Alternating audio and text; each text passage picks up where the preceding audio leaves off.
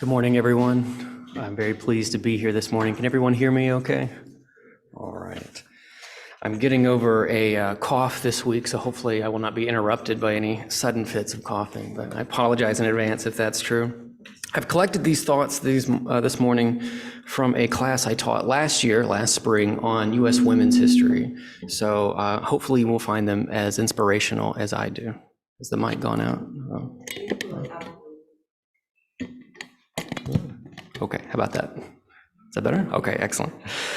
So this spring, I'm actually teaching a course on U.S. colonial history, and recently I was sharing with my students the historiography of the Salem witch trials. Now, historiography for us regular folk is just a fancy word for how historians' opinions about certain ideas have changed over time. In this case, what in the world caused the Salem crisis in 1692 and 1693? And as I prepared the lecture, I found myself exploring not just the experiences of colonial women in Massachusetts, but moreover, how English society and colonial society had connected women to magic and witchcraft and other nefarious presentations of individuality. After all, in a society that was largely dominated by various iterations of Christianity, what is witchcraft but the ultimate repudiation of corporate, religious, and social conformity? So I began to investigate. In 1970, Alan McFarlane published a book called Witchcraft in Tudor and Stuart England. And the year after that, Keith Thomas published a book called Religion and the Decline of Magic. Both of them argued that witches were generally women who were poor or needy or older. And as they went around their community asking for alms or aid, that they were repudiated or rebuffed and accused of being witches, so as to drive them out of a modernizing English society. In 1987, John Demos published a book called Entertaining Satan, in which he studied witch accusation and magic and witch trials as part of the maintenance of English social order. And he found that witches were typically from age 40 to age 60 of low social status, and they usually had a history of contentious behavior. And accusers, he found, were generally menopausal women, that's his term, not mine, who were perhaps jealous of other women getting attention. And also, frequently, accusers were men in their 20s, who we all know cannot be trusted under any circumstances. These accusers opposed witches who, as he said, offered autonomous strivings. Instead, people who accused witches searched for social harmony and consensus. So Puritans were concerned with spiritual warfare, but we can also see these types of trials as a way of reinforcing class hierarchy and social values, often at the expense of women. In Carol F. Carlson's tellingly titled book, Devil in the Shape of a Woman, published that same year in 1987, she argues that witches were demographic accidents in a patriarchal culture. That is, they were generally widows who had no male kin, so they stood to inherit property without any sort of male inheritor to take that property from her. So she stood in the way of an orderly transmission of property from one generation of males to another. She also noted that many women accused of being witches were either partially or entirely orphaned. They had lost one or both parents. So as their social connections were severed, so were their social values to the communities around them. In 2002, and I promise I'm going somewhere with all this, Mary Beth Norton published In the Devil's Snare, which contended that the devil that so many colonists described as part of the witch trials were actually Indians. After all, many Puritans found Indians to be devil worshippers in their opinion, and they considered North America to be part of Satan's kingdom.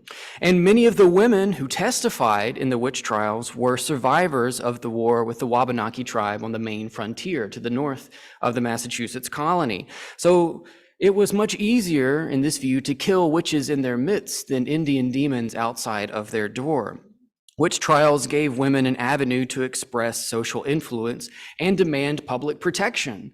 However, that protection often came at the expense of other women. Some scholars like Benjamin C. Ray, who published Satan and Salem in 2015, argue that no single theory can possibly account for everything that went on in Salem. And I think he's probably right about that. He finds a single common denominator in that all the accusers believed that their Christian faith was under direct attack from Satan himself. I see another theme, however, that I want to highlight today through various historical circumstances. The trials communicated that women in colonial America only maintained social value if they fell in line with the dominant status quo of colonial society. Those who differed faced social discipline.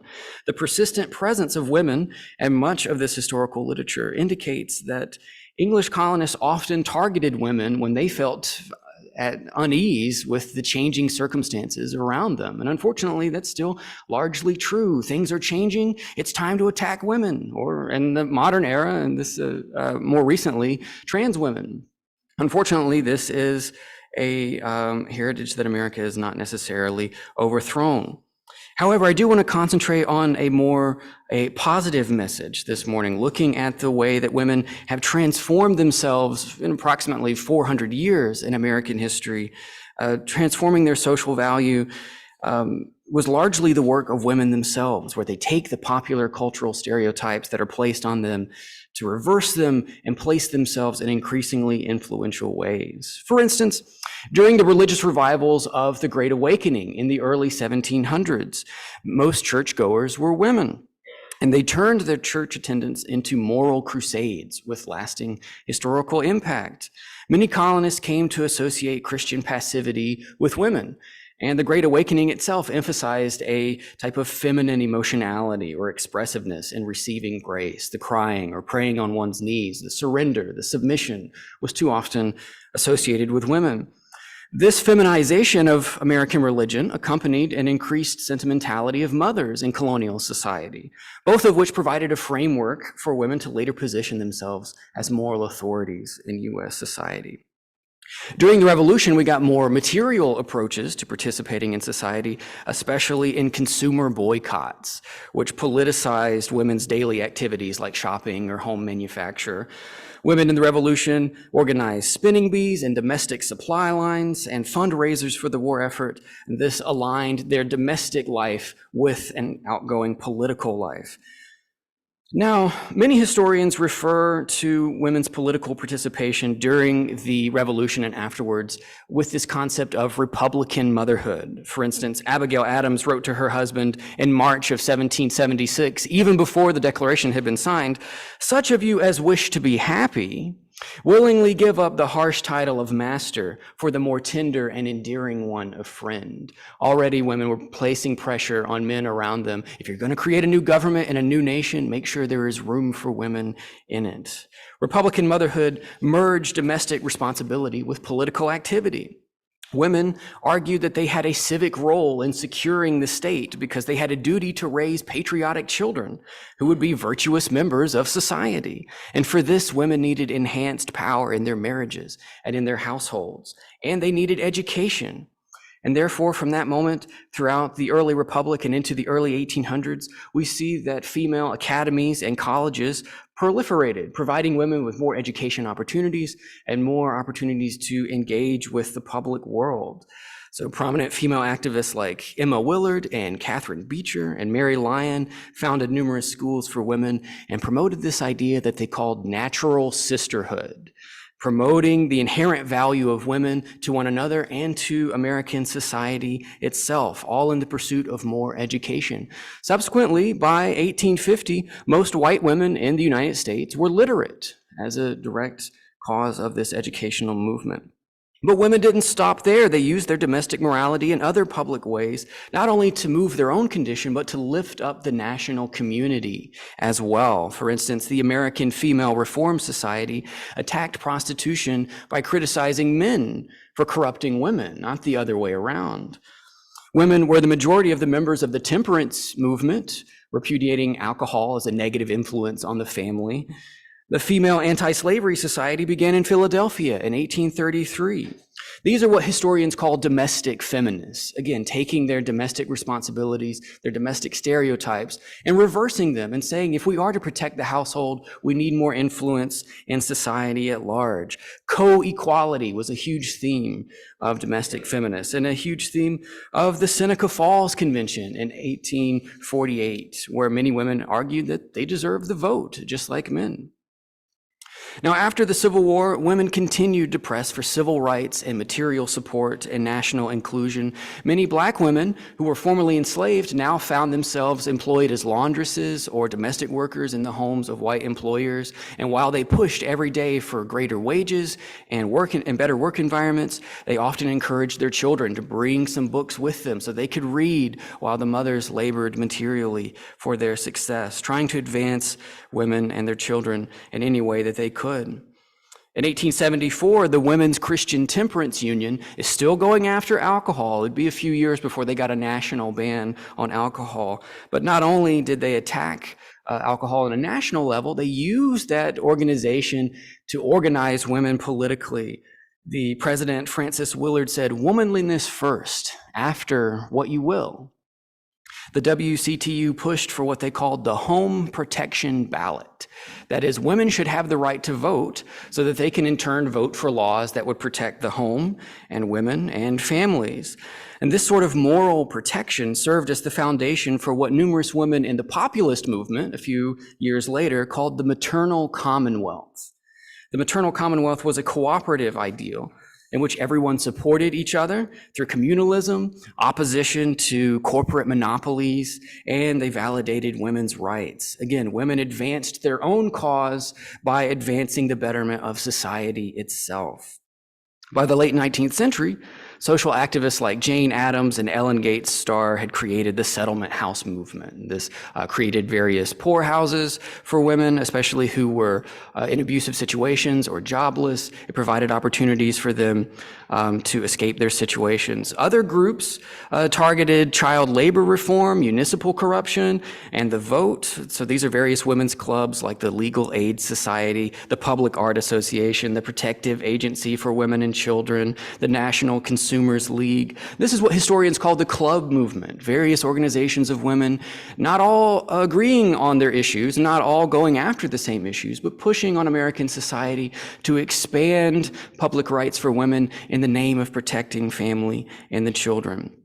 For instance, in 1892, Black activists Mary Church Terrell, Anna Julia Cooper, and Mary Jane Patterson established the Colored Women's League. They pursued anti-racist activism, social services, war bonds, and cultural events that demonstrated the social value of Black women to the American nation. And their motto was "lifting as we climb." Again, this theme of taking our domestic responsibilities and pushing them into the public sphere and making society change and making the government recognize that it needs to assist women and the family and also enhance their rights if we're going to have an equal society.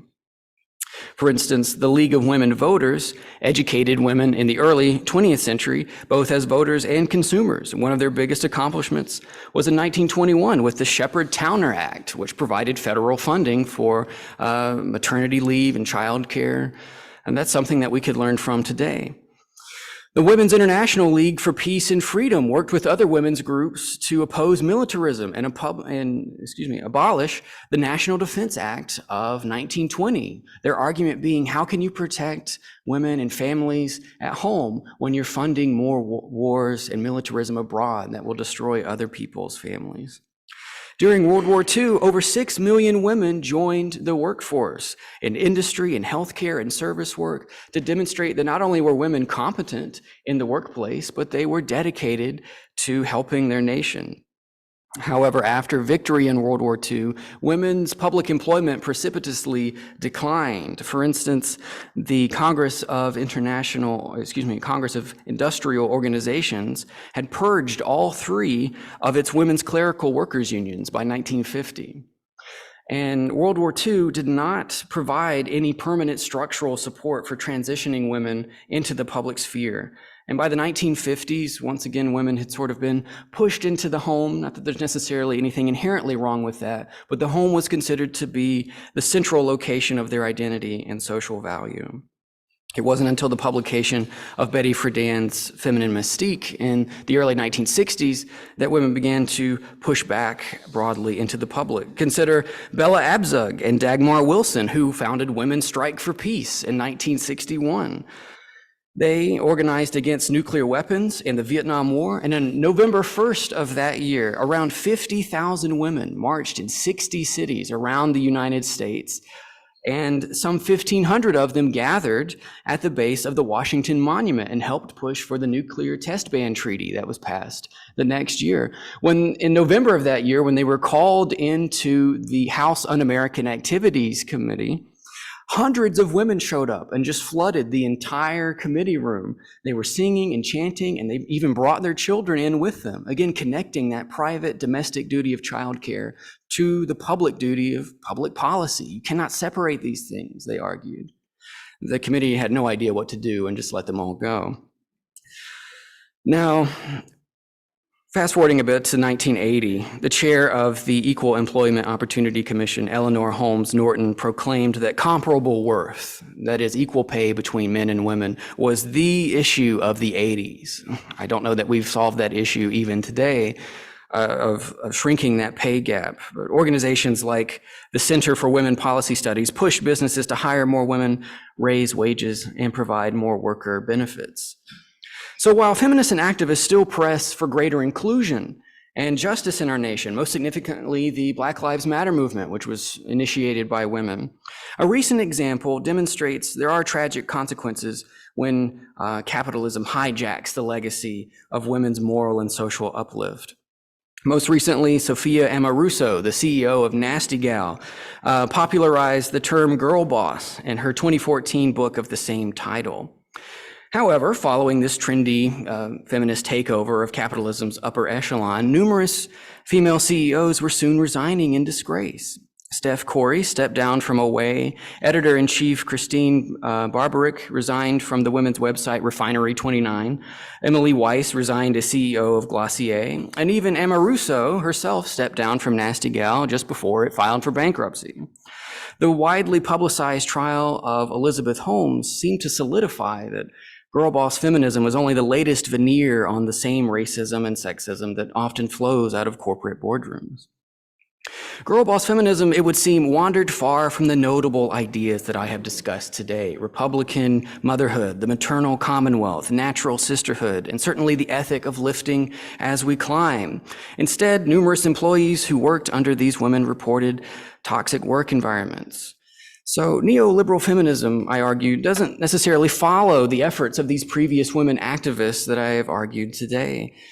And they don't necessarily oppose the adversarial structures of sexism, and they which look to uplift of the family and the home and the worker and the downtrodden.